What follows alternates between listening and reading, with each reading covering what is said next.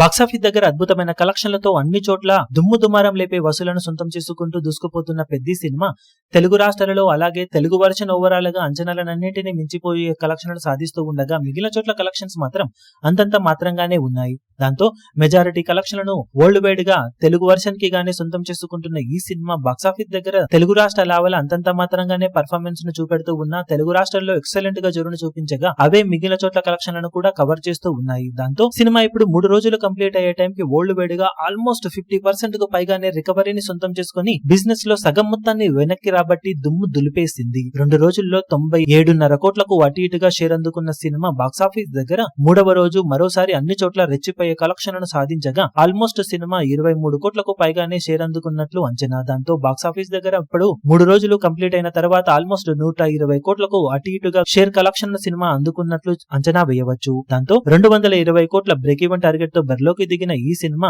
అందులో సగానికి పైగా కలెక్షన్లను 3 రోజుల్లోనే అందుకొని దుమ్ము దులిపేయగా ఇక 4వ రోజు సండే అడ్వాంటేజ్ సినిమాకు ఉండటంతో ఇదే రేంజ్ లో ట్రెండ్ ను కొనసాగిస్తే మాత్రం లాంగ్ రన్ లో అవలీలగా బ్రేక్ ఈవెన్ అందుకొని మంచి లాభాలను ఓవరాల్ గా సాధించవచ్చు. ఇతర వర్షన్స్ అనుకున్న విధంగా పర్ఫార్మెన్స్ ను చూపించి ఉంటే ఇంకా బెటర్ కలెక్షన్స్ వచ్చేవి, కానీ ఓవరాల్ గా తెలుగు కలెక్షన్స్ మిగిలిన చోట్ల కలెక్షన్ ను అవుట్ పర్ఫార్మ్ చేసే విధంగా ట్రెండ్ ను చూపెడుతూ ఉన్నాయి. ఇక లాంగ్ రన్ లో సినిమా ఎలాంటి కలెక్షన్ అందుకుంటుందో చూడాలి.